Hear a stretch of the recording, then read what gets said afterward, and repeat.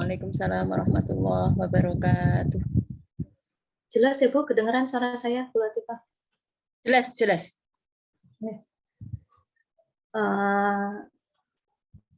Umatillah, uktifillah, rahimakumullah semua.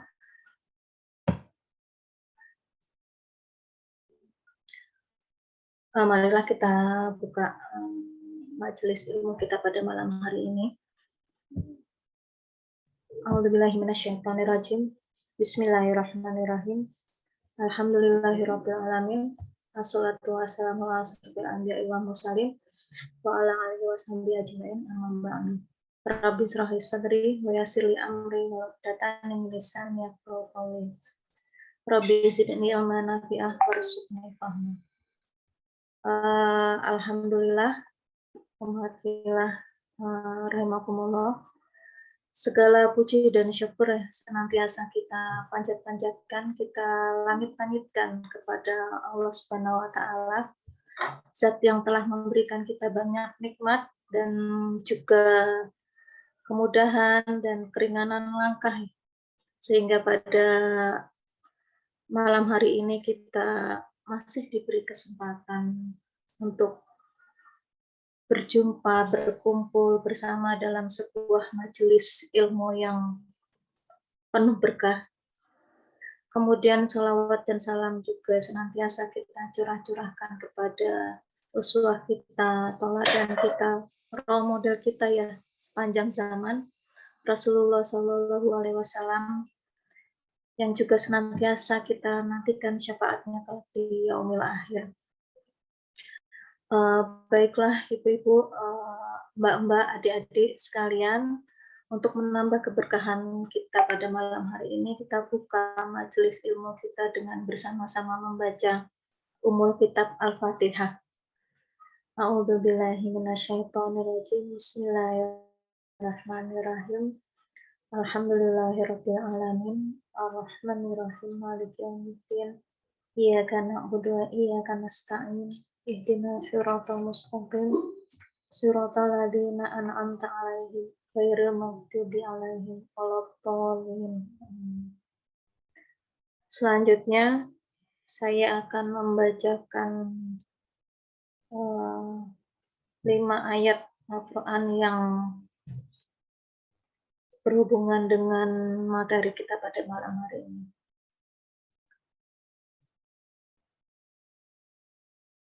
A'udzubillahi minasyaitonirrajim. Bismillahirrahmanirrahim.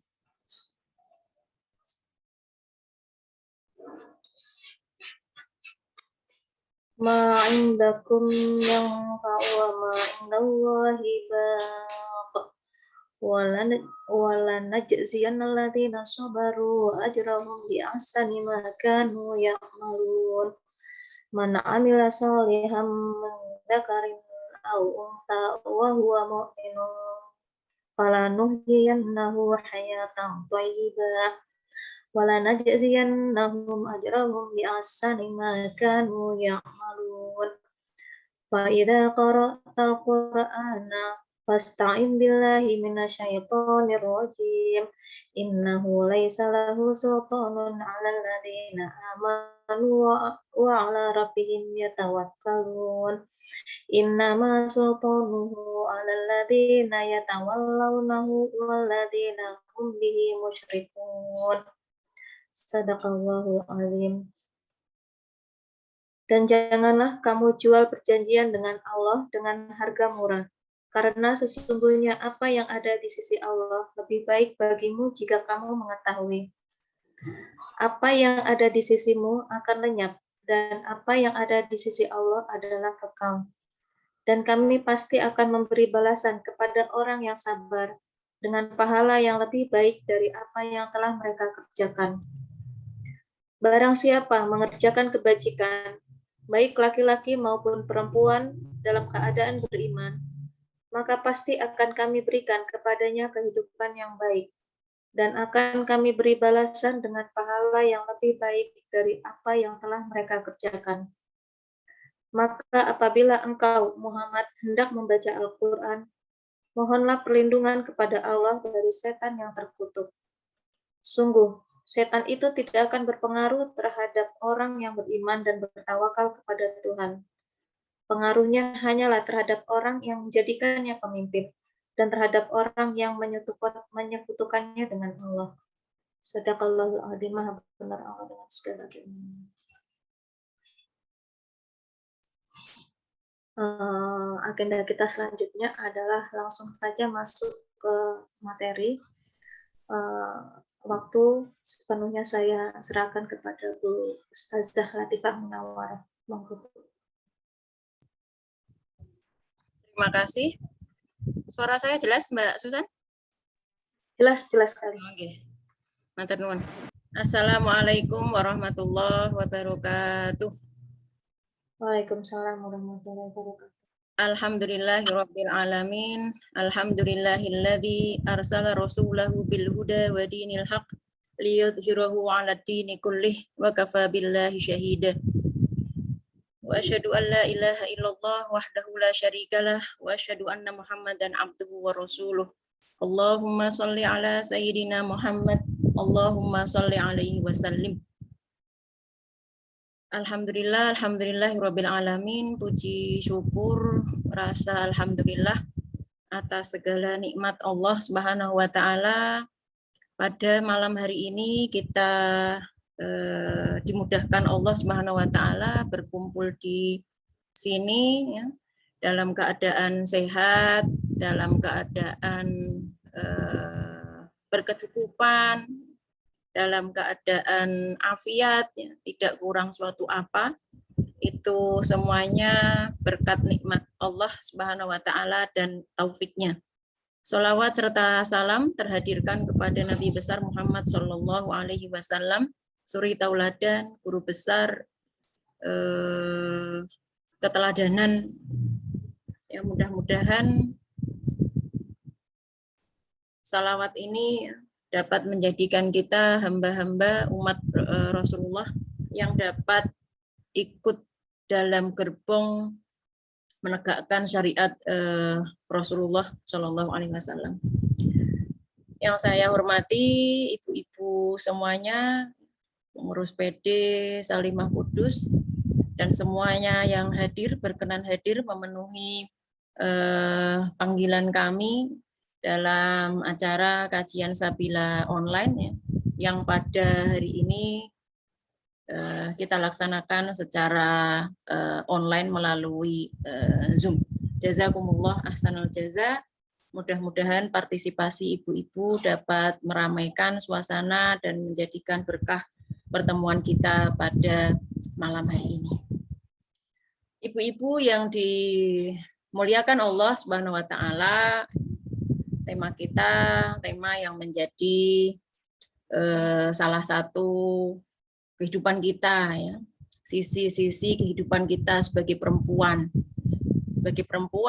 sebagai seorang ibu, sebagai seorang istri, ataupun barangkali mungkin ya, sebagai seorang single parent, barangkali aktivitas bekerja, ya, aktivitas bekerja yang di sini dimaknai bukan bekerja dalam artian ngurus rumah tangga, dalam artian merawat anak, ngasuh. Ya. Konteks bekerja di sini bekerja dengan makna bekerja yaitu berpenghasilan. Ya. Dari yang hadir di sini, alhamdulillah teman-teman ya.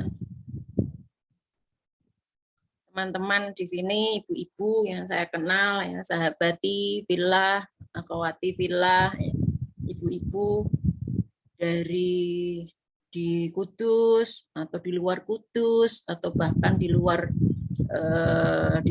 negeri sekalipun, ya, banyak yang saya kenal di sini. Ya, alhamdulillah ikut mensupport kegiatan ini dari jauh. Ya, saya ucapkan terima kasih. Ya. Dan yang saya kenal banyak di sini rata-rata bekerja, bahkan sampai kerja ke luar negeri ya, masya Allah. Ya. Rata-rata bekerja, ya, rata-rata menjadi bekerja paruh waktu ya, di kantor atau bukan di kantor ya, di lapangan barangkali, atau di perusahaan mungkin, atau di dinas ya, paruh waktunya bekerja lagi di rumah, Masya Allah ya, itu luar biasa ya. Nah, di sini kita akan membahas ya, kita akan membahas bersama sekiranya bagaimana sih Islam memandang perempuan bekerja. Seringkali yang tergulirkan statement-statement yang ada seringkali membentur-benturkan antara pekerjaan antara ibu bekerja dengan urusan domestik rumah tangga. Bahkan mungkin yang sampai ekstrim mungkin mengharamkan bekerja bagi perempuan dengan banyak dalihnya. Sebelum kita membahas tentang apa ya jawaban-jawaban itu ya, bagaimana sebenarnya Islam memandang bekerja bagi kita yang notabene adalah seorang ibu, seorang istri ya. Maka di sini saya ingin melontarkan pertanyaan-pertanyaan. Kenapa kita ini bekerja? Mungkin banyak ya, banyak jawaban. Sebentar saya mau bertanya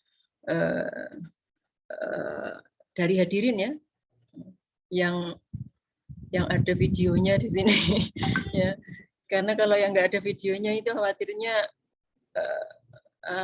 nggak nyimak, maksudnya hanya sekedar hadir saja. Coba saya bertanya, ada di situ ada teman saya jauh ya, Mbak Susi Luh Putuh. Kenapa Mbak Susi bekerja sampai di Kuwait ya? Mungkin ya. Atau dulu saya juga sampai di Kuwait. Mbak Susi kenapa bekerja? Boleh saya bertanya jawabannya? Halo, oh nggak ada juga ya? Nggak ada videonya. Halo, Ustazah Tifah, apa kabar?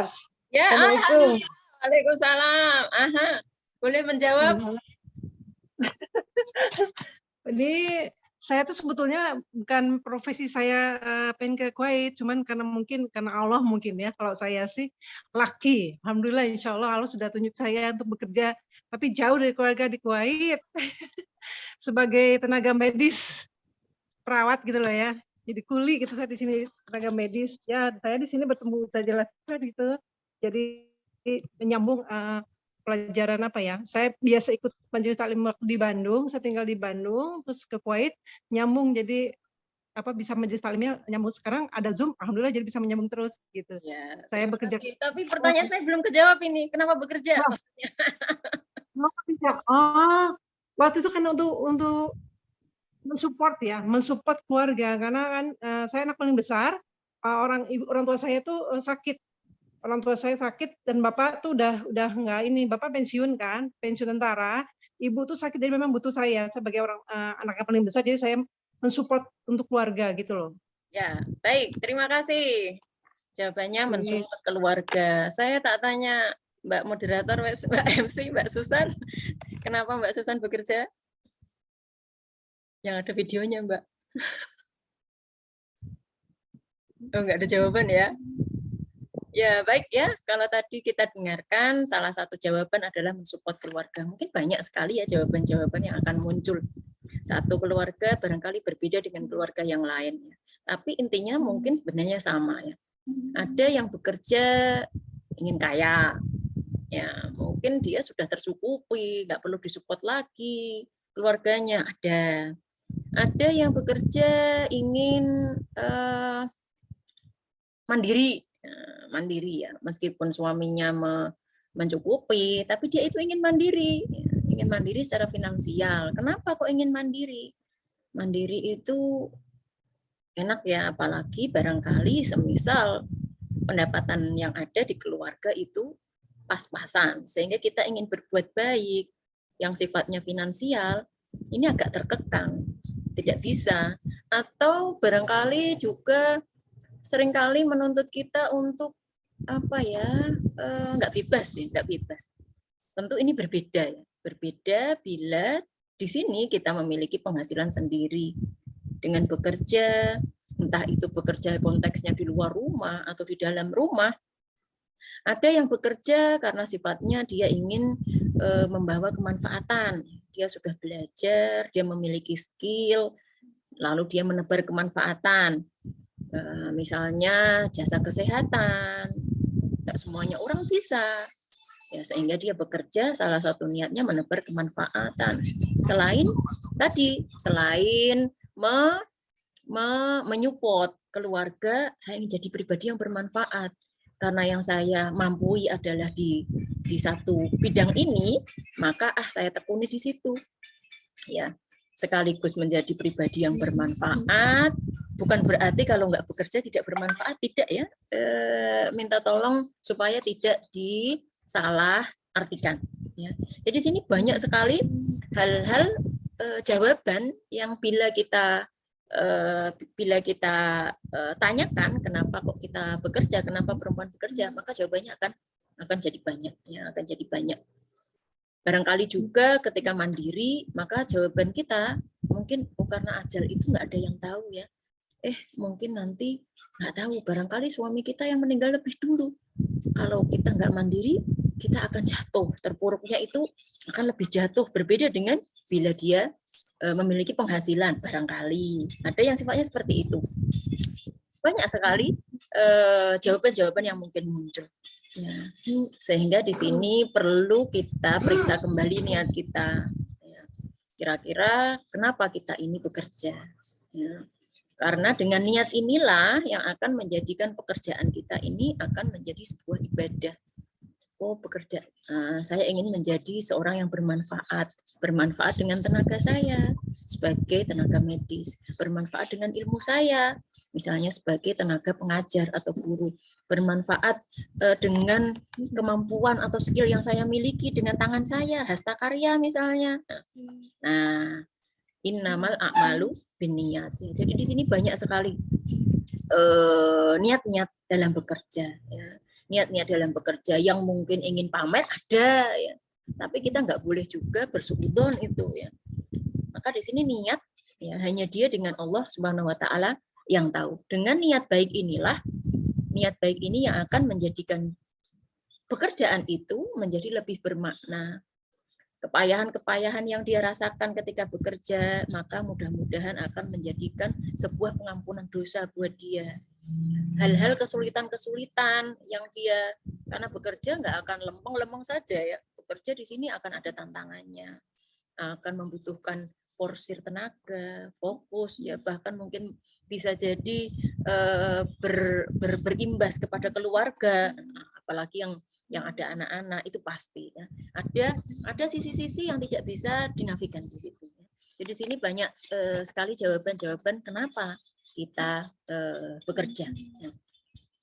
Ibu-ibu yang dimuliakan Allah Subhanahu Wa Taala, ketika kita bekerja, seringkali ada statement-statement, pernyataan-pernyataan yang terus bergulir, yang barangkali membenturkan antara pekerjaan seorang perempuan, apalagi bila itu dilakukan di luar rumah, ya, dengan kewajiban, dengan tanggung jawab kita sebagai seorang istri atau seorang ibu di rumah. Sehingga mungkin statement yang muncul, ngapain sih bekerja? Bekerja itu kan tugas suami misalnya. Atau barangkali sampai mengatakan perempuan itu sebenarnya hanya di rumah saja, tugasnya ngurus anak, ngurus suami, selesai. Itu adalah ibadah yang besar. Nggak perlu sih bekerja misalnya. Atau sampai lebih ekstrim lagi ya. Perempuan itu kalau keluar maka tiap langkah kakinya itu langkah-langkah menuju neraka. Barangkali sampai seperti itu. Ada seperti itu. Atau mungkin perempuan itu kalau keluar akan menebar fitnah. Ya, jadi dia akan bikin dosa orang lain. Nah, sampai seperti itu. Ada statement-statement yang sekiranya membenturkan antara perempuan bekerja dengan fitrah dia sebagai seorang ibu, dengan fitrah dia sebagai seorang wanita. Mungkin bahkan sampai berdalih dengan dalih atau dengan dalil dari ayat Al-Quran. Nah, contohnya waqorna fi buyutikum yang nanti akan kita sebutkan. Bukankah Allah Subhanahu Wa Taala mengatakan dalam Al-Quran, berdiam dirilah kalian di rumah kalian. Ngapain malah ini keluar? Sudah bagus-bagus suaminya itu memberi kecukupan, ngapain juga dia itu bekerja. Ya, mungkin ada ada yang keluar seperti itu. Ada ya. Jadi ada banyak statement-statement yang terus bergulir membenturkan antara satu dengan yang lain. Khususnya membenturkan antara pekerjaan seorang perempuan dengan tugas dia, tanggung jawab dia sebagai seorang ibu ataupun sebagai seorang istri pada rumah tangganya. Ini akan terus ada, akan terus ada. Nah, ibu-ibu yang dimuliakan Allah Subhanahu wa taala, ya, sebelum kita mengupas ya statement-statement tadi ya, maka alangkah lebih baiknya kita kupas kembali flashback ya, tentang kedudukan perempuan dalam agama Islam. Bagaimana Allah Subhanahu wa taala, bagaimana hadis memposisikan kita sebagai perempuan. Sebelum kita bahas atau bagaimana Islam memposisikan sebagai seorang perempuan, maka kita lihat sejarah juga bagaimana sebelum Islam. Bagaimana perempuan sebelum Islam. Kita semuanya masing-masing memaklumi, memahami, mengetahui bagaimana perempuan sebelum agama Islam ada, menjadi masyarakat kelas 2, ya, terhinakan posisinya, ya, bahkan yang lebih parah lagi dianggap seperti harta, benda yang bisa diwariskan. Sehingga turun ayat, wala tankihu ma nakaha aba'ukum minan nisa'i illa ma qad salaf.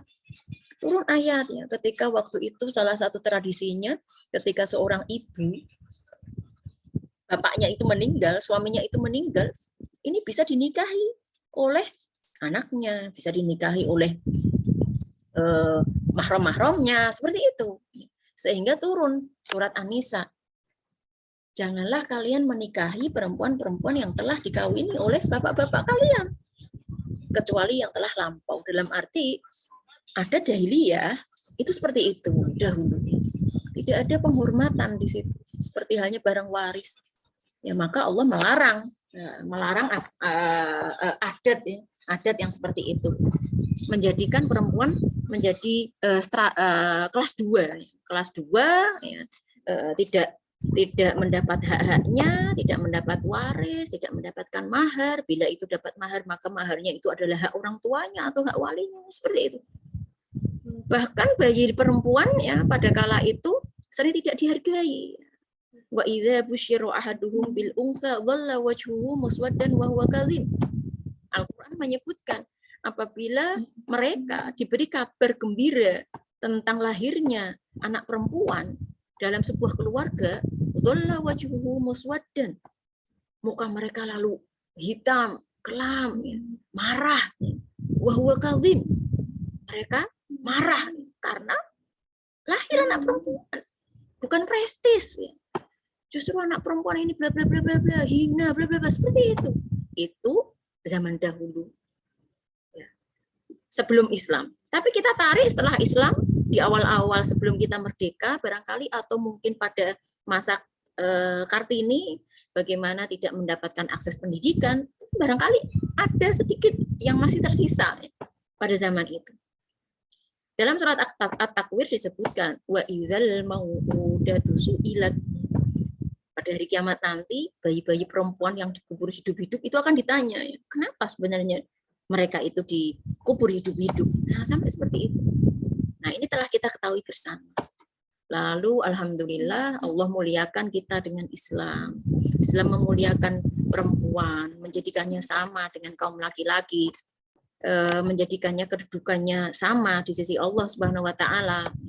Dalam banyak ayatnya, tadi yang dibaca oleh moderator Mbak Susan tadi salah satunya. Ayat yang lain dalam surat Ali Imran, fastajaba lahum rabbuhum anni la udhi'u amala 'amilin minkum min dzakarin au unsa. Ya, aku enggak akan menyia-nyiakan amalan, pekerjaan orang-orang di antara kalian, ya, baik laki-laki ataupun perempuan. Asal mereka beriman, maka di sini Allah memberikan statement ba'dukum mim ba'd. Sebagian kalian adalah turunan dari sebagian yang lain. Di sini ada statement bahwa kita sebagai hamba-hamba Allah itu adalah sama di hadapan Allah. Mau laki-laki perempuan ini nggak ada bedanya. Yang membedakan adalah inna akramakum indallahi atqakum. Itu yang membedakan ya. Ayat yang lain lagi tadi yang dibaca ya surat An-Nahl, man amila sholihan min dzakarin au unsa wa huwa mu'min falanuhyiyannahu hayatan thayyibah. Siapa yang mengerjakan amal soleh, baik laki-laki perempuan, dengan syarat dia beriman, maka kami berikan kepadanya penghidupan yang baik. Falanuhyiyannahu hayatan thayyibah. Sini nggak ada bedanya. Kalau laki-laki dapatnya sekian, kalau perempuan dapatnya sekian, lebih kecil dari laki-laki tidak. Lalu di sini hadis dari Ummul Mukminin Aisyah radhiyallahu anha. Innaman nisa'u syaqaiqur rijal. Rasulullah bersabda, innaman nisa'u syaqaiq. Syaqaiq itu syaqiq. Syaqaiq kalau dalam bahasa literasi kamusnya syaqaiq itu adalah saudara. Sungguhnya kaum perempuan itu saudaranya laki-laki. Syaqaiq kalau dicari di buku syarahnya, syaqaiq adalah artinya sepadan, sama dalam hal penciptaan, sama dalam hal karunia, sama dalam hukum, sama sepadan, sederajat dengan kaum perempuan, sederajat dengan kaum laki-laki. Tentu ada pengecualian dan pengecualian yang namanya pengecualian itu apa banyak? Sedikit sekali pengecualian karena fitrah. Ada hukum-hukum yang sekiranya berbeda. Ada yang hukum-hukum di sini sekiranya berbeda, bukan karena zatnya, karena dia perempuan, bukan ya, karena di situ ada sisi-sisi yang memang membedakan. Sifatnya pengecualian dan itu sedikit. Wal aslu, hukum asalnya, hukum pokoknya adalah bahwa perempuan dan laki-laki ini sama di hadapan Allah Subhanahu wa taala. Sekali lagi, inna akramakum indallahi atqakum.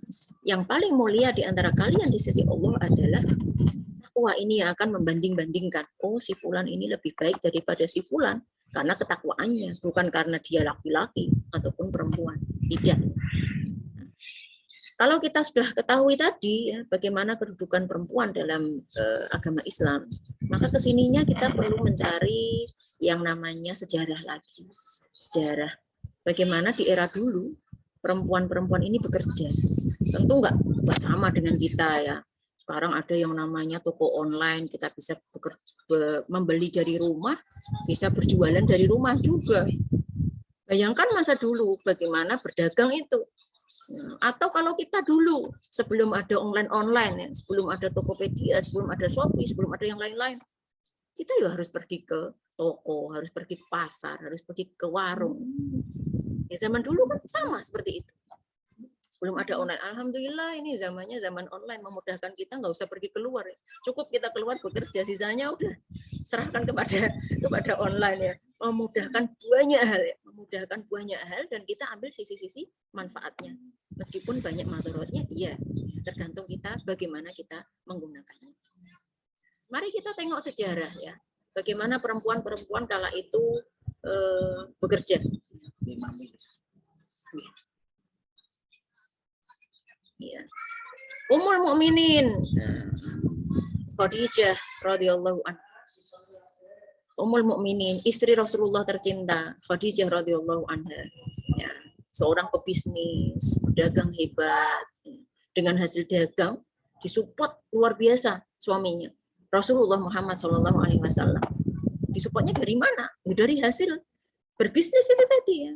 Saudagar, kaya raya, terkenal dari keluarga pebisnis.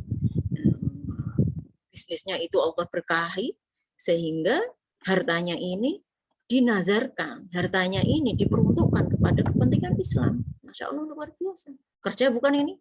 Kerja. Berinteraksi bukan dengan laki-laki? Berinteraksi. Berikutnya ada banyak, ini saya akan menegaskan dengan beberapa kisah saja ya, meskipun kalau dicari lebih dari ini. Kisah Zainab bin Abdullah As-Saqafiyah.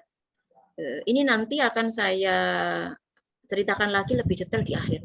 Ya, yang terabadikan dalam Sahih Bukhari. Ternyata Zainab ini seorang pekerja juga.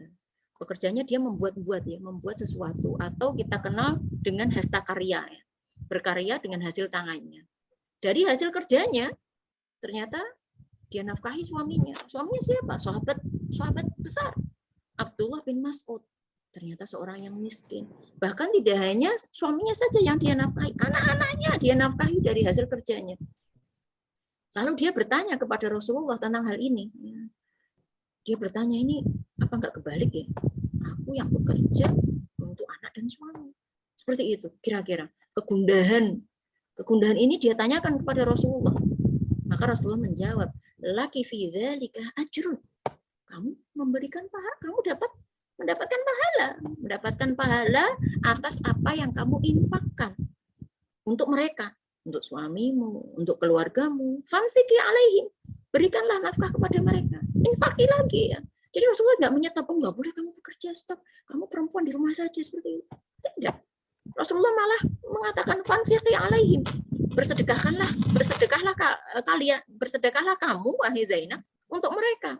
Kamu gimana cara bersedekah? Ya tentu harus bekerja dulu supaya dia bisa menghasilkan. Dengan hasil ini lalu dia nafkahkan kepada keluarganya.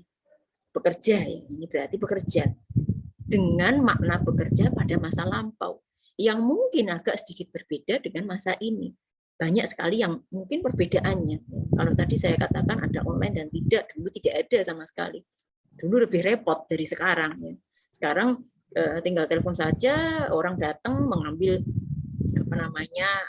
mengambil barang-barang yang hendak kita kirim. Kalau kita itu pebisnis besar kan berarti itu nggak usah kita pergi ke JNT, tapi dia yang ambil barang-barang. Saya sih nggak punya pengalaman ya, tapi sepertinya seperti itu ya. Nah, lalu kata Rasulullah, apa bagimu pahala pada apa-apa yang engkau nafkahkan untuk mereka? Nafkahi mereka. Seperti itu. Asma binti Abu Bakar. Asma binti Abu Bakar, sahabiah besar. Ini istrinya siapa? Istrinya Abdullah bin Zubair. Suaminya adalah Zubair bin Awam, bukan Abdullah bin Zubair, salah, Zubair. Asma binti Abu Bakar bekerja membantu suaminya, bekerja juga menggembalakan, ya, memberikan makanan kudanya, memanggul biji-bijian dari kebun yang jaraknya kira-kira itu 5 kilo dari rumahnya dengan berjalan kaki. Suatu ketika Rasulullah melihat Asma berjalan kaki dengan memanggul hasil panennya. Lalu Rasulullah menawari, kamu naik untaku. Jadi Rasulullah dengan para sahabatnya melewati Asma yang sedang berjalan kaki memanggul hasil panennya itu tadi. Ditawari Rasulullah, kasihan sekali ini berjalan jauh 5 kilo. 5 kilo itu mana ya? Kalau dari kita start dari terminal Kudus itu kalau 5 kilo mana ya? Saya ini nggak bisa ngira-ngira ya startnya apa, atau dari PLN ke terminal Kudus apa ada 5 kilo apa enggak ya? Nanti perlu dicari di Google Map-nya ini ya. Nah di situ ya. Terus apa kata Asma? Asma ditawari begitu, Asma ingat, maaf Rasulullah, suami saya itu seorang pencemburu.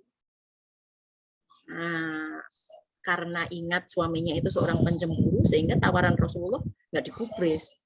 Mohon maaf, nggak terima bantuan Rasulullah dikarenakan menghormati suaminya, khawatir nanti cemburu dan lain sebagainya. Nah, ini berinteraksi di sini. Ada interaksinya dengan kaum laki-laki di sini. Nah, lagi ya, kalau ini bukan pada masa Nabi Muhammad, tapi pada masa Nabi Musa. Ya Allah, anak saya buatnya luar biasa. Pada masa Nabi Musa, ya, bagaimana ada perempuan di situ menggembalakan kambingnya, berjejal-jejalan dengan kaum laki-laki. Ya. Nah, di sini yang menjadi kisah cikal bakal pernikahan Nabi Musa dengan salah satu gadis itu. Ya, mungkin cerita ini sudah cukup familiar. Ya. Dia bekerja atau dia menggantikan peran di sini, peran ayahnya yang mana ayahnya sudah tua renta. Sementara anak-anaknya perempuan. Jadi di sini kan bekerja juga, ya. Bekerja menggembalakan kambingnya, memberi makanan, memberi minuman kepada kambingnya, ya seperti itu. Ya. Ada lagi ya dari Jabir bin Abdullah. Bibiku telah cerai dari suaminya. Posisinya di sini sekarang bibinya adalah seorang single fighter, ya, seorang janda. Ya. Lalu dia hendak memotong pohon kurmanya atau panen lah istilahnya. Ternyata ada laki-laki memarahinya karena dia itu keluar rumah. Lalu sang bibi datang kepada Rasulullah dan bertanya tentang hal ini. Dan Nabi berkata, ya, apa keluar kamu, uruslah pohon kurmamu. Ya, siapa tahu dari kamu mengurus pohon kurma ini, kok bisa bersedekah, bisa berbuat baik dari hasil-hasil ini. Luar biasa. Ya. Oke, kita agak ke depan lagi. Kalau tadi masa Nabi Musa berarti sebelum masanya Nabi Muhammad, ya, lalu kisah sahabat pada masa Nabi Muhammad. Kita agak ke depan lagi, ya, maju lagi generasinya, yaitu generasi pada masa Umar bin Khattab. Ada seorang perempuan hebat namanya Ashifa, Ashifa. Ternyata ditugasi menjadi apa ya, mungkin semacam kepala pasar. Ya. Nah, kan kalau pasar pasti ada kepalanya yang ngurusi semuanya atau direktur, ya, misalnya seperti itu. Di sini ditugasi sebagai koordinator pasar Madinah. Terjadi pada masa Umar bin Khattab, itu yang dijadikan kepala pasar ini perempuan. Pasar ini tempat lalu lalang, perempuan laki-laki sama saja, ya. Datang semuanya di pasar tumplek ya. Di situ seperti itulah yang namanya pasar. Jadi sini ya kita tarik ke generasi Umar. Generasi berikutnya tentu banyak ya. Di sini saya tidak menampilkan banyak kisah ya. Saya hanya menampilkan masa-masa ke Rasulullah dan satu contoh pada masa Umar bin Khattab. Ya mungkin kalau dicari banyak. Mungkin kalau dicari banyak ya. Tidak bisa dibatasi contoh ini. Banyak sekali mereka yang bekerja pada masa dahulu. Ternyata masih ada pada masa Rasulullah dalam hal keilmuan ya. Kalau tadi dalam hasta karya, dalam jual beli atau sebagai pemimpin pasar ya. Terus kemudian dalam hal keilmuan, Aisyah radhiyallahu anha terkenal minal muktsirina fir riwayah. Aisyah itu terkenal sebagai salah satu sahabiyah yang memperbanyak riwayat dari Rasulullah, meriwayatkan hadis. Diriwayatkan bahwa Aisyah, istri Rasulullah ini, memiliki sebanyak 77 murid laki-laki. 77, bukan 1, 2, 3, tapi 77 murid laki-laki. Dan 8 murid perempuan. Ya, murid perempuannya hanya 8 saja. Murid laki-lakinya ternyata 77. Apakah mereka datang ke rumah Aisyah atau mereka itu dalam sebuah majelis lalu Aisyah itu datang? Atau bagaimana tekniknya ini? Saya belum mencari. Di referensi-referensi yang saya baca tidak ditemukan secara detailnya itu seperti apa. Tidak. Tapi di sini yang jelas Aisyah ini riwayatnya banyak. Karena riwayatnya banyak ini sehingga muridnya juga banyak. Murid banyak ini sebagian besar adalah laki-laki. Masya Allah. Luar biasa. Ini adalah istri Rasulullah, Aisyah radhiyallahu anha. Imam An-Naisaburi mengatakan bahwa Aisyah telah membawa 1/4 syariat Islam itu di tangan Aisyah.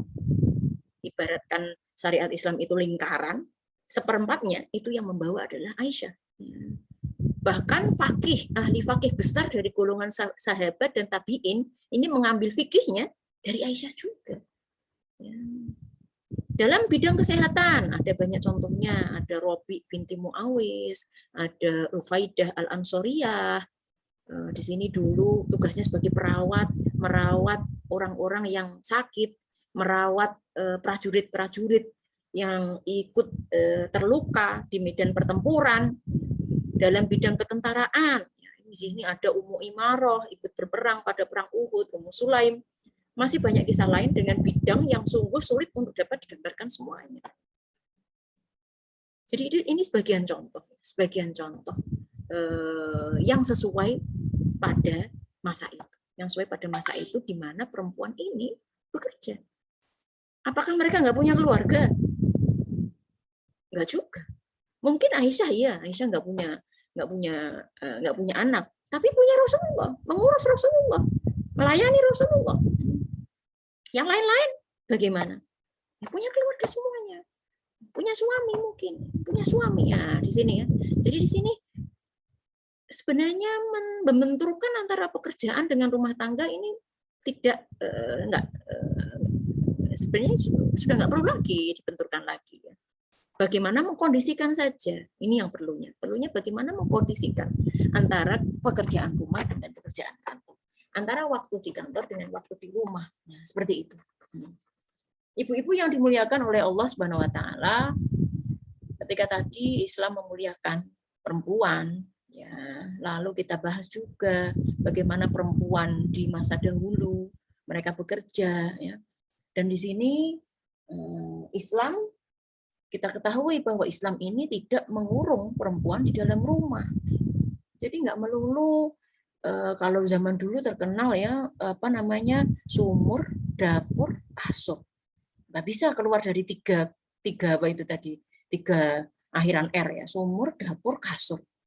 Menggambarkan tentang aktivitas perempuan. Ya. Hanya berpangku pada itu saja. Nah, ternyata di sini agama Islam tidak mengurung wanita hanya dalam rumah saja. Lihat di sini, Rasulullah bersabda melalui sebuah hadis dari Ibnu Umar radhiyallahu anhu.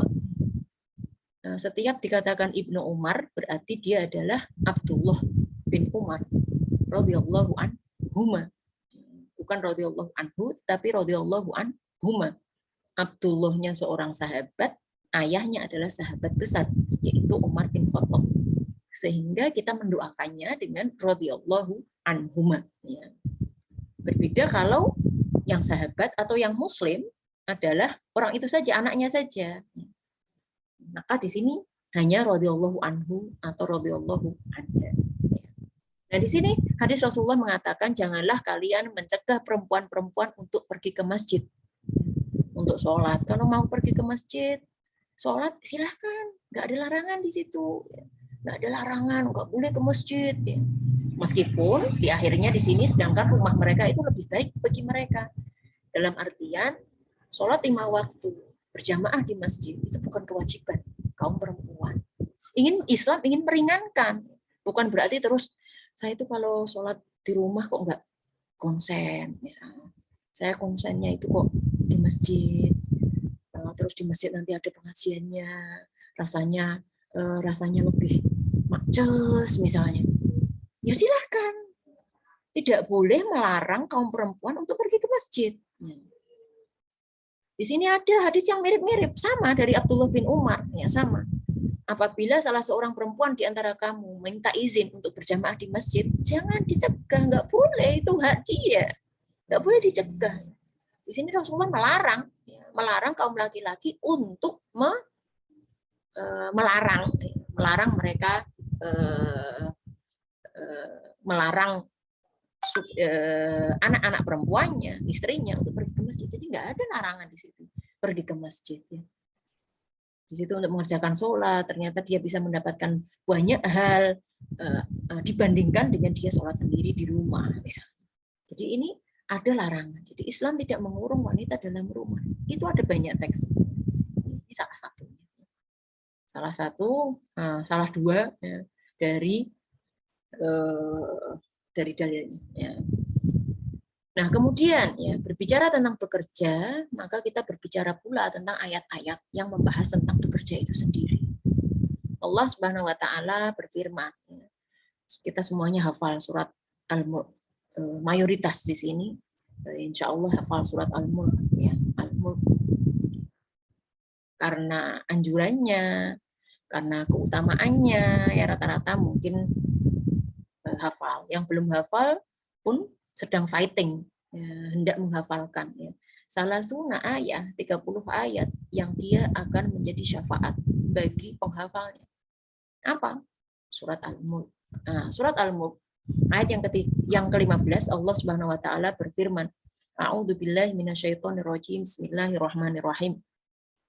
Huwallazi ja'ala lakumul arda dalula famshu fi manakibiha wa kulu mir rizqih wa ilaihin nusyur. Saya kasih tanda merah di situ. Dialah yang menjadikan bumi itu mudah bagi kamu. Maka berjalanlah di segala penjurunya. Carilah rezeki yang Allah anugerahkan di dalamnya. Berjalanlah ke segala penjurunya. Carilah rezeki yang dianugerahkannya. Jelas di sini. Famshu fi manakibiha wa kulu mir rizqi. Di situ enggak hanya untuk laki-laki saja. Di situ umum, laki-laki, perempuan, ada kesempatan di situ. Tafsir Al-Marawi sudah jelas mengisyaratkan bahwa kewajiban bekerja dan mencari nafkah dengan segala macamnya itu ada pada ayat di atas, dan juga tidak disebutkan secara spesifik bahwa kewajiban ini khusus untuk laki-laki. Ya, semuanya ya, ayo cari rezekinya Allah Subhanahu wa taala melalui aktivitas apa saja ya. Bergerak ya. Mencari ya, famshu fi manakibiha.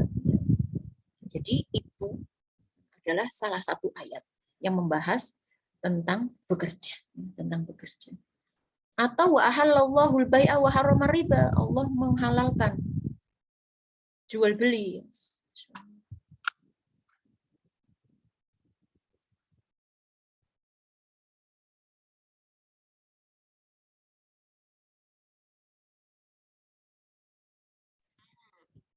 Mohon maaf, terlempar sebentar.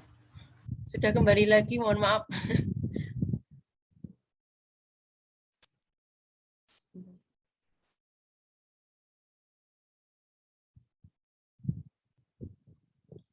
Ya, kembali ke layar ya.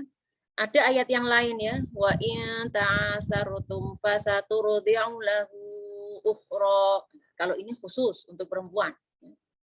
Dan jika kalian menemui kesulitan, ayat ini berbicara tentang rumah tangga. Tentang rumah tangga. Suami istri memiliki anak, ternyata si ibu ini tidak bisa menyusui atau tidak mau menyusui barangkali.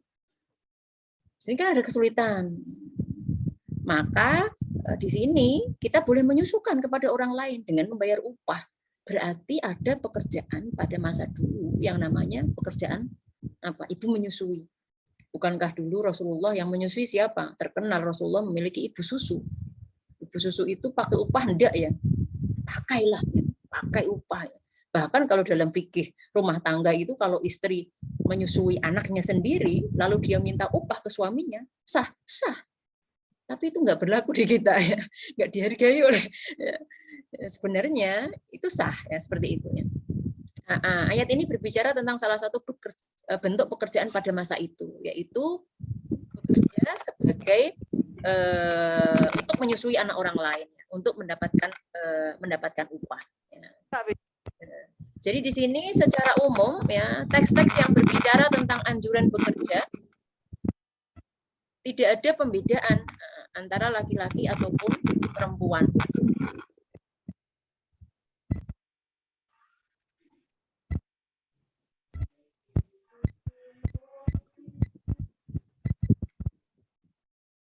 Ya, baik. Mohon maaf tadi saya ada yang saya mute ya. Ada yang saya mute karena suara gangguan ada di situ ya. Nah, kita lanjutkan ya. Jadi di sini belum lagi dari hadis ya. Dari hadis ada banyak ya. Dari hadis ada banyak, tidak saya lampirkan di sini, terlupa ternyata ya. Jadi ada dari hadis, itu ada hadis Rasulullah ya.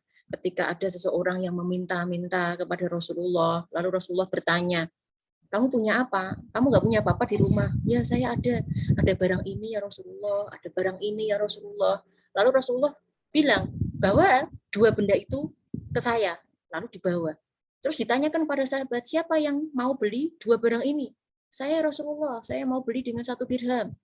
Ada lagi yang mau menawar lebih, saya Rasulullah, saya mau beli dengan 2 dirham. Akhirnya Rasulullah menerima sini 2 dirham.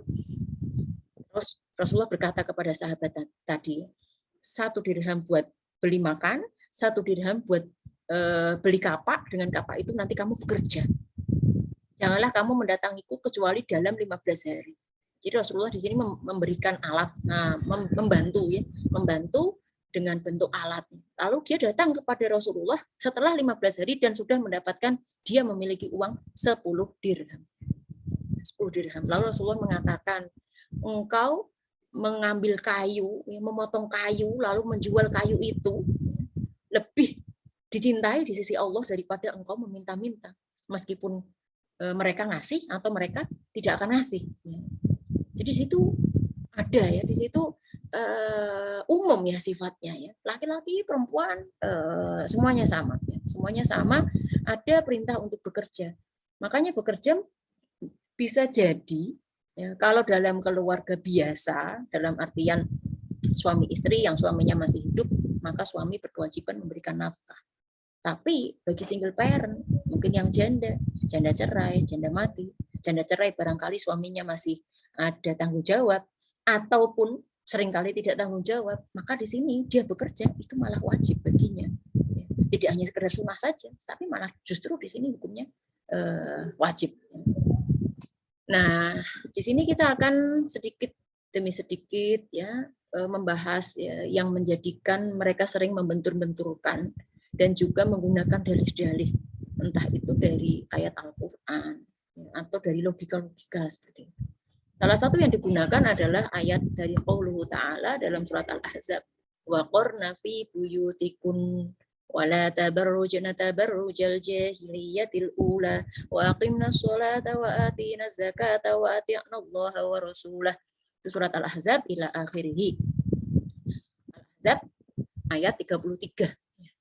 Seringkali yang dijadikan dalil ini, hendaklah kalian perempuan tetap di rumah kalian.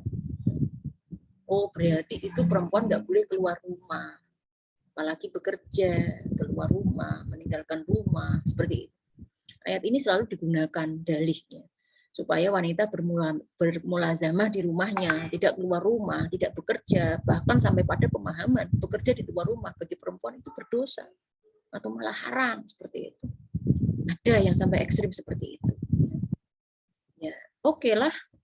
Ayat ini yang dipakai dalil ya, tapi mari kita baca dengan seksama. Ayat ini berbicara ketika kita memahami sebuah ayat, kita tidak bisa memahami tersendiri ya. Kita lihat ayat sebelumnya, ayat setelahnya, konteksnya, kepada siapa ayat ini ditujukan ya. Ternyata ayat ini ada kaitannya dengan ayat sebelumnya, ayat 32. Ada arah bicara ini ke siapa? Khitab itu apa? Khitab itu perintah kepada siapa? Ditujukan kepada siapa? Maka kita perlu melihat ayat 32.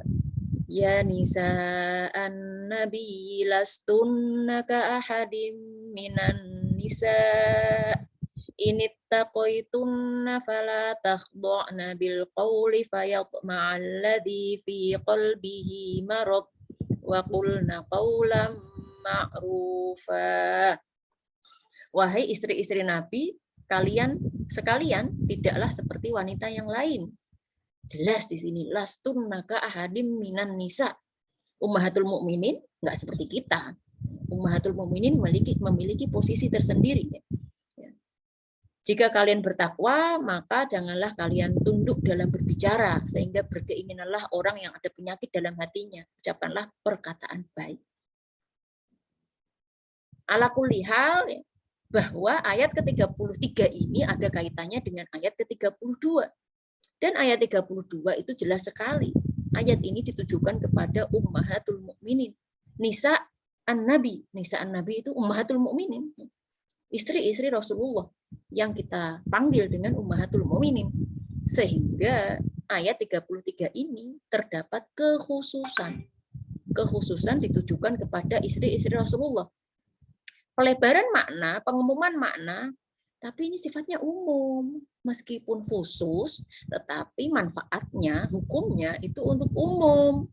Ya, mungkin difahami seperti itu.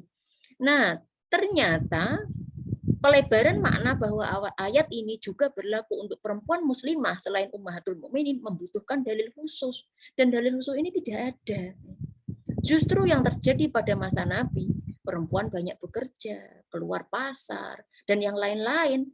Dan ini menjadi suatu yang lumrah. Terus tidak terus mereka mendalilkan dengan ayat ini. Nggak boleh loh, ini loh waqorna fi buyutikunna. Nah, seperti itu. Ayat ini tidak digunakan oleh Nabi ataupun sahabat untuk menentang mereka atau untuk menghalang-halangi mereka yang bekerja. Jadi sini nggak ada ya, cerita bahwa perempuan bekerja dihalangi dengan ayat-ayat ini, itu nggak ada. Meskipun memang ya ayat-ayat ini berbicara tentang adab-adab muslimah pada umumnya, ya. Misalnya ketika berbicara, maka berbicara dengan laki-laki itu tidak mendayu-dayu, misalnya. Ketika berbicara itu secukupnya, ya, tidak terus gojek, terus ya di sini ya adab-adab berinteraksi dengan laki-laki non mahram pada umumnya. Ya, di situ ada pada ayat ini. Tapi ayat ini tidak ada indikasi khusus bahwa perempuan harus di rumah terus. Tapi saya rasa ya biasanya atau mungkin nggak tahu ya yang saya kenal atau yang saya rasa ini ketika kita sudah bekerja ini biasanya ngelayap itu jarang. Maksudnya waktunya sudah cukup keluar di pekerjaan ya. Maksudnya untuk jalan-jalan di mall, untuk keluar hal-hal kongko-kongko yang nggak ada gunanya ini kok nggak ada ya. Atau mungkin ada ya lain-lain ya. Nah, jadi di sini ya waqorna fi buyutikunna tidak menunjukkan bahwa perempuan tidak boleh kerja, harus stay di rumah. Meskipun memang rumah ini tempat terbaik ya buat perempuan, tetapi bukan melarang. Nah, ini adalah dalih pertama yang sering dihembuskan, membentur-benturkan dengan ayat, dengan logika yang lain. Misalnya, salah satu logika yang lain yang sering dibenturkan. Bekerja itu kewajiban suami terhadap istri dan keluarganya. Maka perempuan nggak perlu bekerja. Misalnya ada seorang perempuan bekerja, dia sudah tercukupi oleh penghasilan suaminya. Lalu ada orang lain yang terus, ngapain sih kamu bekerja?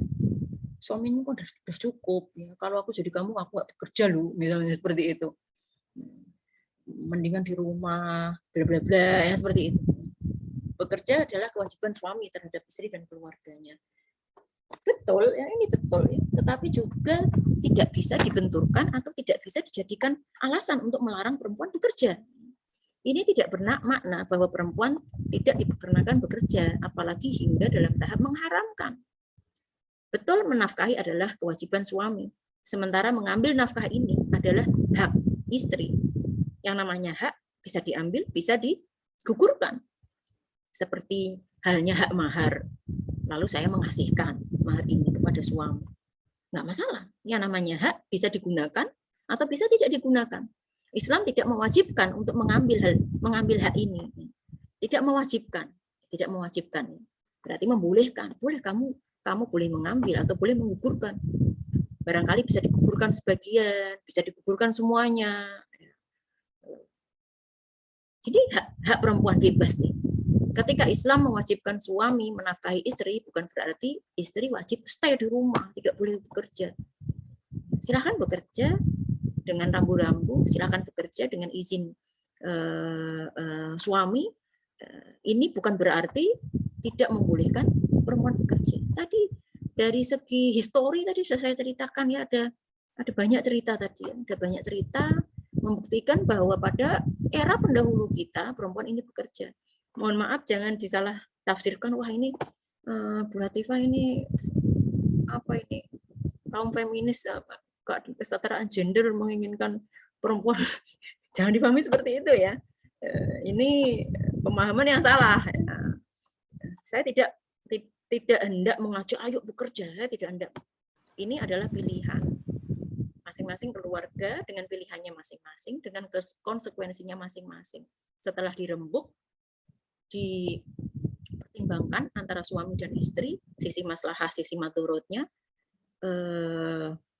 hal-hal ya di situ kesepakatan antara suami dan istri di situ. Pun ketika istri adalah orang kaya, tetap kewajiban nafkah tetap di tangan suami. Dengan tidak mengesampingkan makna kebolehan bekerja bagi perempuan dan berpenghasilan. Tadi kan bekerja, kenapa bekerja? Ya, tadi ada banyak jawaban. Ada banyak jawaban, supaya mandiri dan lain sebagainya, supaya bisa membantu keluarga. Saya kalau bekerja, saya bisa membantu keluarga saya, karena membantu keluarga saya bukan kewajiban dari suami saya, ya misalnya. Suami saya pas-pasan, cukupnya hanya untuk keluarganya dalam artian saya dan anak-anak misalnya. Sementara keluarga saya masih membutuhkan saya, ya misalnya. Jadi banyak ya, banyak sebab-sebab tadi yang sudah kita sebutkan di awal pertemuan. Nah, salah satu hal lagi yang sering dibingungkan juga, kalau bekerja itu nanti berdampak buruk, ada risikonya, banyak sekali keluar anak-anak yang terlantar karena ibu-ibunya bekerja, banyak sekali rumah tangga yang terlantar, atau barangkali naudzubillah sampai bercerai misalnya karena bekerja.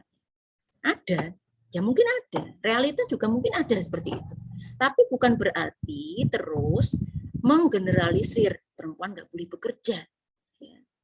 Ya. Di sini kalau kita lihat dari sisi fikih, ya, kita lihat dari sisi fikih, perempuan yang tidak bekerja, dalam artian tidak bekerja di luar rumah, lalu dia bekerja di rumah, ngurus nyapu, ngepel, nyuci. Kalau kita lihat dari sisi fikih, ternyata sisi fikih ini tidak mewajibkan kewajiban seperti itu. Kewajiban domestik ini justru bukan kewajiban istri. Terus kewajiban siapa? Kewajiban suami menghadirkan pembantu. Kalau saya berbicara dari segi fikihnya. Tapi kita tidak berbicara hanya segi fikihnya saja ya.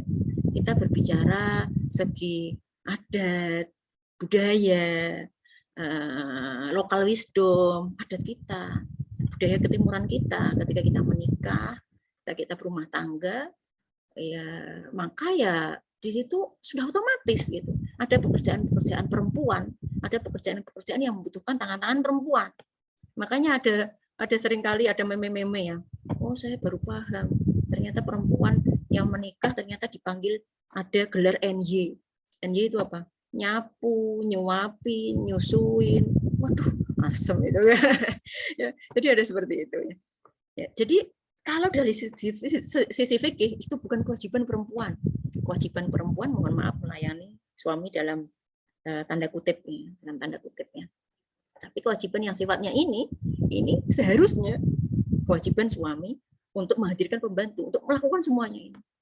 Tapi ternyata alhamdulillah ya, budaya dari masa Rasulullah, perempuan itu mengkhidmah ya, melayani keluarganya. Tadi Asma membantu suaminya, malah kuda yang buat perang suaminya itu, kuda itu dirawat, itu Asma. Sampai seperti itu. Menyapu, mengepel, kalau kita ya menyuci piring, ya menyetrika, masya Allah luar biasa. Ya barakallahu fikum ya, sudah bekerja di luar, ternyata di rumah juga masih bekerja, itu luar biasa ya, masya Allah ya. Nah itu semuanya dikerjakan oleh perempuan karena rasa cinta. Selain itu adalah dari adat ketimuran kita yang sudah diuri-uri, dipelihara dari dulu sampai sekarang. Ya. Jadi di sini bagaimana kita tidak menggeneralisir. Seperti hal-hal seperti itu di sini bisa dibicarakan, ya. Bisa dibicarakan di antara anggota-anggota keluarganya. Di sini perlu titik tekan ya, bahwa keluarga dan tanggung jawab pendidikan, pengasuhan itu adalah tanggung jawab bersama. Ini peran bersama. Enggak hanya peran ibu tok, tidak, meskipun memang secara psikologi anak-anak dekat dengan ibu ya, tetapi tanggung jawab itu ada pada keduanya ya. Anfusakum wa ahlikum naro, keduanya ya, suami istri di sini bertanggung jawab mendidik keduanya. Makanya bagi rumah tangga yang bekerja di sini perlu berbagi peran, saling membantu antar keduanya dalam masalah pendidikan, pengasuhan. Sing siji metu, sing siji ngomong misalnya kalau nggak punya pembantu. Sing siji ngene, saling, sing siji ra iso jemput anak, sing siji iso jemput anak. Nah, seperti itu. Berbagi peran, apalagi ketika anak-anak masih kecil. Ya, kalau anak-anak sudah besar ini sudah lain cerita, ya, sudah mudah ya. Tapi ketika anak-anak masih kecil, maka di sini bantu berbagi peran. Rasulullah Muhammad SAW kana fi khidmati ahlihi. Rasulullah SAW terbiasa melayani dalam kegiatan pelayanan rumah ya. Bahkan Rasulullah menjahit bajunya yang menyulam, menambal bajunya yang bolong, atau menyulam sepatunya yang robek, itu Rasulullah sulam sendiri. Sampai seperti itu. Jadi nggak malu, nggak ada rasa malu. Tapi sayang ya, di sini nggak ada bapak-bapak ya, saya nggak akan berbicara banyak ya tentang bapak-bapak seharusnya ikut bekerja dalam domestik ya. Tapi sini nggak ada bapak-bapak, nggak ada manfaatnya kalau saya ngomong ini ya. Ya. Jadi di sini ya bekerja atau tidak bagi perempuan ini tidak dapat digeneralisir ya. Berbeda satu kondisi dengan kondisi yang lain. Dampaknya yang ada pun juga berbeda. Ya. Ya, dengan dampak-dampak itu bisa dikondisikan. Ya. Mungkin ternyata ada akibatnya begini-begini, maka saya resign, mundur. Ya silahkan. Ya mungkin itu keputusan yang lebih baik. Ya. Tetapi bukan berarti terus perempuan tidak boleh bekerja, kan tidak seperti itu. Ya. Silakan dipertimbangkan dengan pertimbangan yang matang oleh suami istri. Bila memang bekerja bagi istri membawa maslahat, maka suami harus ikut bertanggung jawab, mengambil peran dalam urusan domestik rumah tangga. Ya. Yang secara fikih sebenarnya bukan kewajiban istri, secara fikih loh ya, bukan secara psikologi, bukan secara adat ketimuran, bukan karena bentuk cinta. Jadi ini ya bisa juga dengan bisa juga dengan mendelegasikan pekerjaan yang sekiranya kita tidak mampu, didelegasikan ke orang lain. Misalnya ini saya nggak bisa ini kalau nyetrika, kita rembukan, ada orang yang datang, atau kita laundrykan, jasa laundry sudah banyak ya, laundry kita laundrykan. Yang bisa didelegasikan, yang tidak bisa baru kita pegang sendiri. Misalnya nggak bisa apa, ngajarin anak malam-malam di rumah, ini nggak bisa ya, PR bantu, ini kan mungkin bisa didelegasikan dengan les ya, seperti itu. Jadi ada hal-hal yang bisa didelegasikan dan tidak bisa didelegasikan. Maka di sini pintar-pintar memilih. Intinya manajemen antara tanggung jawab dalam pekerjaan dengan tanggung jawab dalam bersama-sama dalam rumah ini bisa berjalan secara seimbang. Ya, satu rumah dengan rumah yang lain berbeda-beda. Sebagaimana jumlah anaknya juga berbeda-beda ya. Waktu bekerjanya juga berbeda-beda antara satu keluarga dengan keluarga yang lain ya, sehingga di sini tidak bisa digeneralisir. Bagaimana bisa menyeimbangkan antara semuanya ya. Jadi ini tidak bisa menjadikan kita sebuah alasan melarang perempuan itu untuk bekerja ya. Sebenarnya masih banyak ya jawaban-jawaban atau masih banyak dalih-dalih ya, karena memang waktunya dan di sini saya membuat slide hanya yang secukupnya. Maka setelah tadi kita ketahui, ya, maka ada hal-hal yang perlu diperhatikan apabila perempuan itu bekerja. Jenis pekerjaannya, kalau ini laki-laki dan perempuan sama ya, mencari pekerjaan yang halal, melakukan suatu pekerjaan yang halal. Ya. Ini nggak ada bedanya antara laki-laki dan perempuan. Tidak membawa bahaya, la dororo wala diror, ya. Tidak membawa bahaya bagi diri sendiri atau orang lain, ya. Mencari pekerjaan yang sekiranya tidak membahayakan, ya. Menghindari berkholwat, berkholwat ya, bukan berikhtilat. Kalau ikhtilat berbeda dengan kholwat. Kalau ikhtilat kan ada orang banyak, nah di situ kita berinteraksi seperlunya, masih lebih mending aman, ya, daripada berkholwat. Kalau berkholwat kan berdua-duaan, dan yang ketiganya ini adalah setan. Ini perlu dihindari sebisa mungkin ya. Menjaga adab-adab, berpakaian, bersikap ya, mendapatkan izin dari suami apabila dia itu telah menikah. Jadi di sini suami mengizinkan, maka dia bekerja. Bukan berarti dengan izinnya suami maka terus kemudian suami berhak atas gaji ini, lalu dia tidak dikasih apa-apa, misalnya sampai bahkan mungkin dia tidak boleh bertasarruf apa-apa, ya, seperti itu ya. Sebisanya mencari pekerjaan yang sesuai dengan kodrat perempuan. Ya. Sebisanya, ini tidak semuanya mungkin bisa ya, mungkin ada kondisi keterpaksaan menjadikan mereka sampai jadi tukang batu, padahal perempuan, ya. Kasihan di situ ya. Ya. Di sini sebisa mungkin ya, sebisa mungkin. Dengan rambu-rambu prioritas pendidikan, pengasuhan keluarga tetap nomor 1. Kita bekerja, tetap ada bahwa kita ada rumah tangga yang juga nomor 1. bagaimana tawazun tadi tetap dijaga, ya. Melibatkan orang lain dalam masalah-masalah rumah tangga ini tadi sudah ya, yang dapat dialih kuasakan atau dapat didelegasikan kepada orang lain.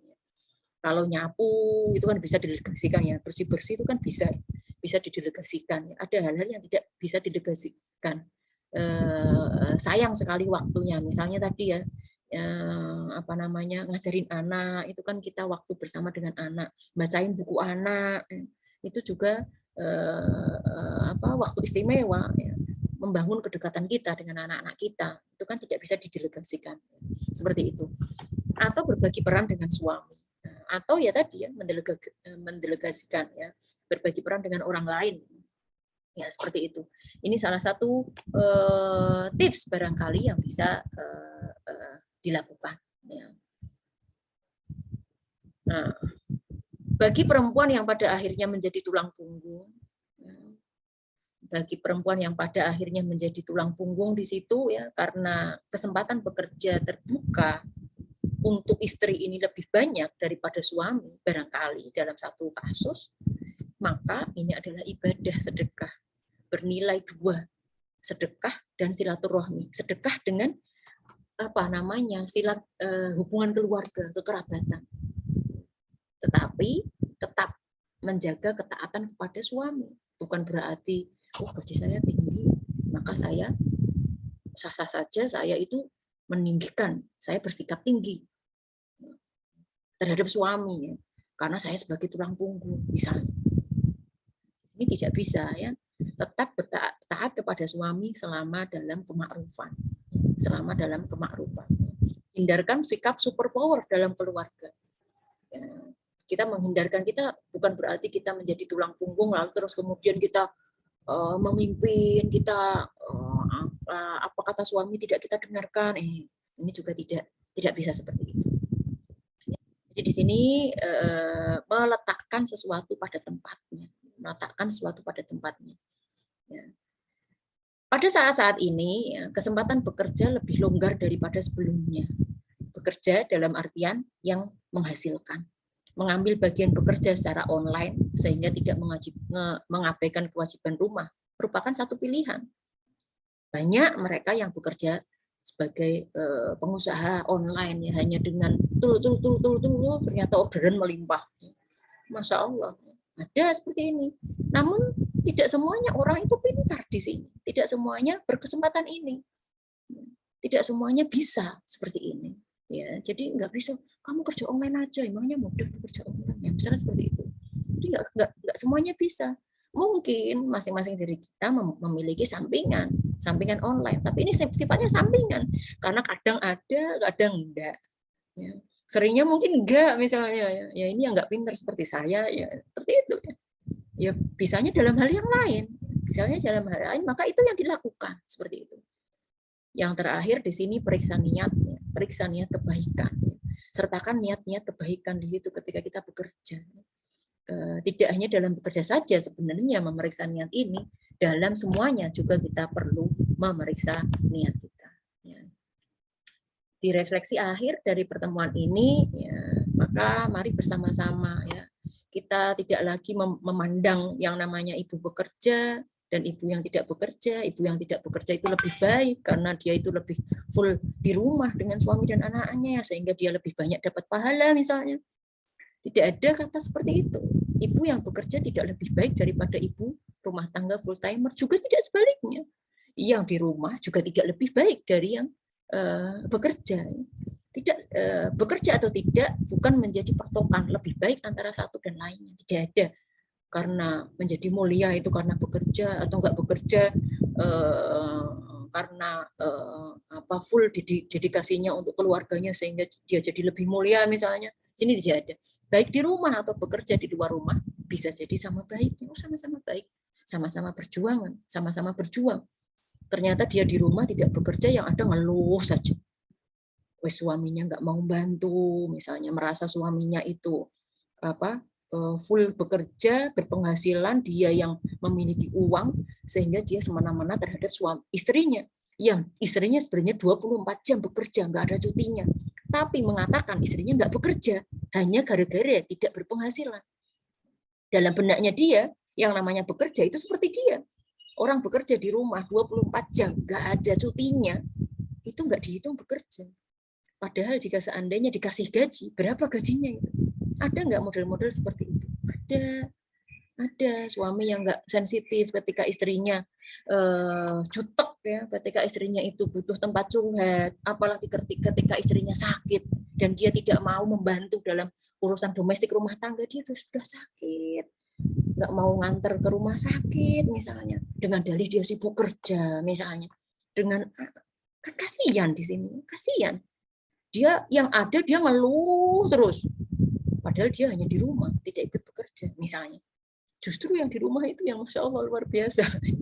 Ya, jadi di sini nggak ada barometer lebih baik di rumah daripada bekerja di rumah, nggak ada.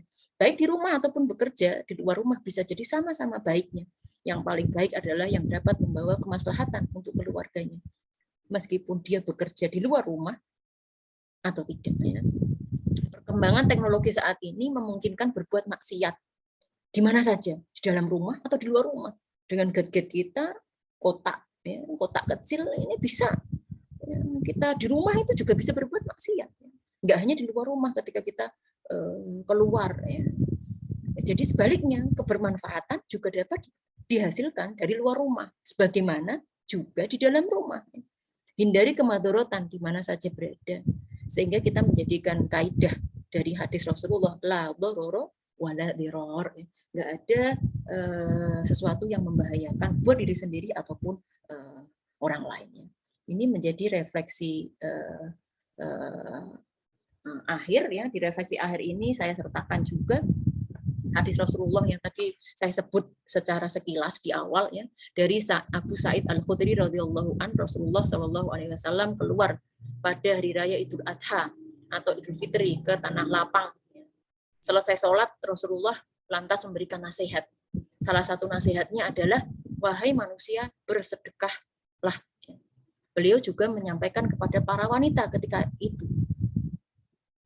Dengan audien para wanita, maka Rasulullah bersabda, ya ma'syaron nisa tasoddaqna, wahai para perempuan, wanita, bersedekahlah, karena aku benar-benar menyaksikan bahwa kalian yang paling banyak menghuni neraka. Para sahabat wanita ketika itu bertanya, kenapa kok kita banyak menjadi penghuni ahli neraka? Maka Rasulullah memberikan jawaban, kalian banyak melaknat, mengutuk, ya.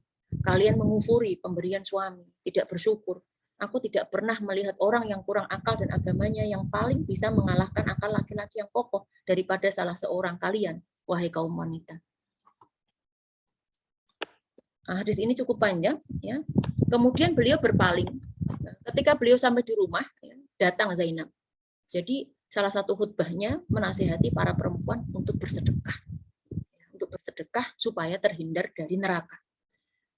Setelah itu Rasulullah berpaling dan datanglah Zainab As-Saqafiyah, istri Ibnu Mas'ud, Abdullah bin Mas'ud, sahabat besar. Dia meminta izin untuk bisa bertemu Rasulullah. Ada yang berkata pada Rasulullah, wahai Rasulullah, Zainab hendak bertemu. Rasulullah bertanya, Zainab yang mana? Zainab ada banyak. Zainab yang mana? Lantas dijawab bahwa Zainab yang dimaksud adalah Zainab, istri Ibnu Mas'ud, istri Abdullah bin Mas'ud. Silahkan, ya, izinkan dia untuk masuk. Ketika dia sudah dipersilahkan masuk, dia bertanya pada Rasulullah, wahai Rasulullah, engkau benar-benar telah memerintahkan pada kami pada hari raya Id untuk bersedekah. Aku sendiri punya perhiasan, aku ingin bersedekah dengannya. Namun Ibnu Mas'ud menyatakan bahwa dia dan anaknya lebih pantas diberi sedekah. Maksudnya, Ibnu Mas'ud, kamu jangan bersedekah kepada orang lain, bersedekah kepada keluargamu atau kepada suami dan anak-anak. Rasulullah menjawab. Jadi sebenarnya si Zainab ini ingin bersedekah seperti halnya perintah Rasulullah tadi. Lalu Rasulullah menjawab, ya, Shadaqah Ibnu Mas'ud benar. Suami dan anakmu lebih berhak diberi sedekah tersebut dibandingkan dengan yang lain. Maksudnya di sini keluarga lebih berhak, lebih aula daripada yang lain. Ya. Jadi dari hadis ini, ya, memberikan kita isyarat bahwa perempuan ketika bekerja maka baginya di sini ada pahala. dan bekerja dia memberikan nafkah, menjadi tulang punggung bagi keluarganya. Maka di sini bagi dia ada pahala sedekah, ada pahala silaturahim, ada pahala 2 pahala. Ya. Terakhir di sini gaji istri milik siapa yang sering dipertanyakan di sini ketika perempuan memiliki gaji. Suami berkewajiban menafkahi istri meskipun istri dalam situasi kaya ataupun berpenghasilan tetap nafkah wajib atas suami. Sebaliknya, istri yang bekerja maka gaji yang dihasilkannya full miliknya 100%. Bagi suami dilarang untuk mengambil bertasarruf tanpa izin dari istri. Tidak dibenarkan bagi suami menggunakan sesuka hatinya tanpa ada keridhaan dari istri dengan dalih suami telah memberikan izin ia bekerja, tetapi tidak boleh di sini. Ya, dilarang untuk berbuat kezaliman. Sebaliknya, bila suami tidak berkelapangan, maka sunnah dari hadis tadi dianjurkan bagi istri untuk membantunya dengan penghasilannya. Di sini nilai sedekah, nilai ibadah, nilai silaturahim. Silaturahim dalam artian keluarga sendiri gitu loh. Tentu idealnya antara suami dan istri terjalin kasih sayang, terjalin empati timbal balik, hubungan mesra sepantasnya tidak tergantung pada uang. Karena harga kemesraan, keutuhan keluarga tidak bisa diukur dengan uang. Kerjasama, saling mendukung, saling support antara suami dan istri harus tetap terjaga. Apabila seorang suami berkecukupan, seyogyanya dia tidak mengambil milik istri. Begitupun sebaliknya, istri yang berpenghasilan, sementara suami masih dalam kondisi ekonomi yang kurang, disyariatkan untuk membantu suami. Memberi bantuan apa yang ia mampu untuk untuk menopang kehidupan keluarga dengan jiwa yang ridho, dengan jiwa yang ikhlas. Betapa indahnya apabila seorang istri bisa melakukan seperti halnya tadi hadis yang diperbuat oleh Zainab, istri Abdullah bin Mas'ud, dan dia bertindak seperti petunjuk Rasulullah kepadanya. Ini tadi sama ya, penempatan hadis di atas. Nah, hadis yang tadi ditempatkan oleh Al-Bukhari pada bab zakat terhadap kaum kerabat dan bab zakat kepada suami dan anak-anak yatim yang berada dalam pengawasannya. Zakat kepada suami boleh enggak ini? Zakat suami kepada istrinya tidak boleh karena istrinya termasuk orang yang wajib dinafkahi. Tapi berbeda dengan istri. Suami tidak masuk dalam orang yang wajib dinafkahi sehingga bila dia memiliki penghasilan, dia memiliki tabungan, lalu dia mengeluarkan zakatnya ditujukan kepada suaminya, maka ini sah-sah saja. Dibolehkan ya, tidak ada keraguan lagi bahwa nafkah suami bukan kewajiban istri. Boleh memberikan zakatnya kepada suaminya, tetapi tidak sebaliknya, tidak dihitung sebagai zakat. Oleh karena itu suami tidak boleh menyerahkan zakatnya kepada istrinya. Adapun anak-anak, nafkah mereka tetap menjadi tanggungan ayah mereka, bukan kepada ibu mereka selama ayah masih ada. Nah, sini ada beberapa faedah ya, diperbolehkan bagi wanita bersedekah untuk suaminya. Suami adalah orang yang paling utama untuk menerima sedekah ini. Istri diperbolehkan bersedekah untuk anak-anak dan kaum kerabatnya yang tidak menjadi tanggung jawabnya.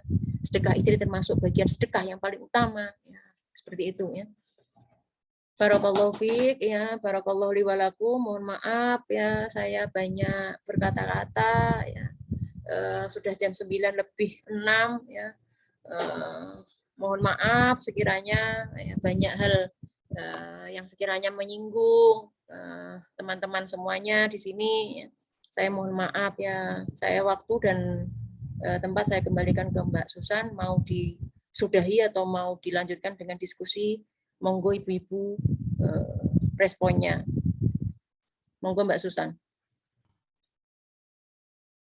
Terima kasih Bu Latifah atas materinya yang Masya Allah ya, jazakallah khair. Berhubung ini waktunya sudah jam 9 lewat Bu Latifah, barangkali ustazahnya mau istirahat setelah seharian beraktivitas ya. Nanti mengenai diskusi dan tanya jawab bisa lewat WA Bu. Mungkin di WA grup atau Japri langsung Bu Latifah monggo. Khawatir mengganggu jam istirahat Ustazah. Enggak sih saya sih. Gitu ya. Oh, gitu. Gimana? Membuka diskusi atau nanti via WA aja Bu? Tanya jawabnya. Silahkan. Ya, boleh japri ya nanti. Ibu. Ya, Japri bisa atau lewat Japri, boleh di lewat WA. Fadilah. Mohon maaf ya. Oke. Kita langsung tutup saja, Bu. Oke.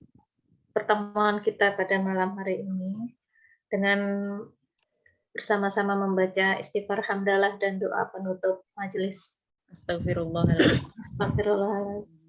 Astagfirullahaladzim. Subhanakallahumma. Subhanaka Allahumma wa bihamdika asyhadu alla ilaha illa anta astaghfiruka wa atubu ilaik.